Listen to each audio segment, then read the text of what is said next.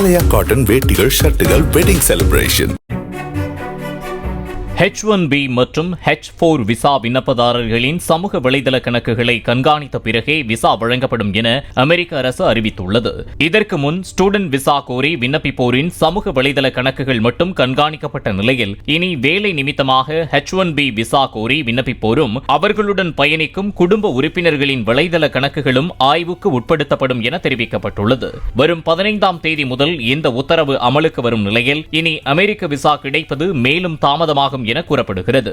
Visa விண்ணப்பதாரர்கள் தங்களுடைய சமூக வலைதள கணக்கை பிரைவேட் செய்ய வேண்டும் எனவும் அறிவுறுத்தப்பட்டுள்ளது.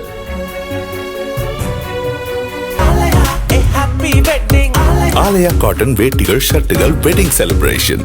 பிளே ஸ்டோர் மற்றும் ஆப் ஸ்டோரில் இருந்து பாலிமர் செயலியை QR கோடு மூலம் பதிவிறக்கம் செய்யுங்கள். செய்திகளை உடனுக்குடன் பெறுங்கள்.